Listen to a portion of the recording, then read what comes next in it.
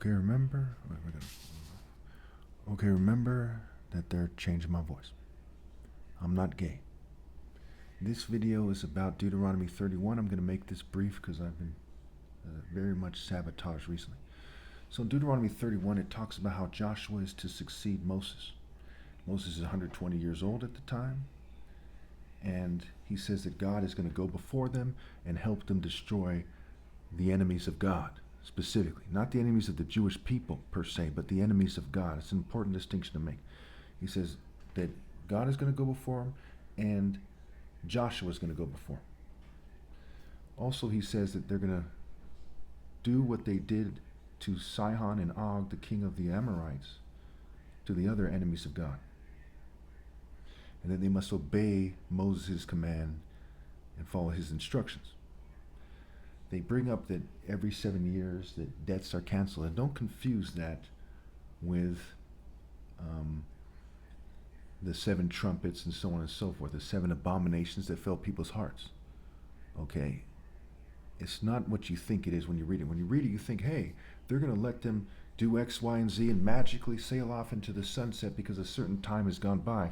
That's not God's plan in the Bible. We know that because of Isaiah in Psalms, where it says that God is known and exalted by his acts of justice. He's proved holy by his righteous acts, what have you.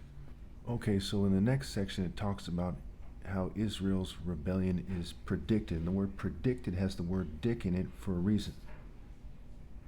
It talks about how God shows up to the tent of meeting in a pillar of a cloud. You have the word pillar and the word cloud.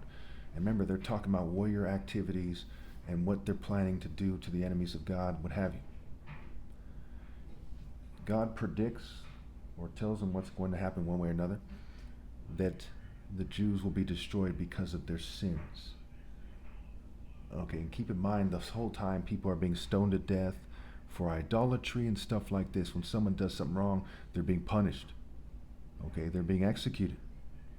So if God cared about the Jewish people unconditionally, why would he allow individuals to be stoned to death? Why would he allow the kingdom to split into Israel, right? The kingdom of Israel and the kingdom of Judah, and let them fight with each other and massacre each other and kidnap each other, etc.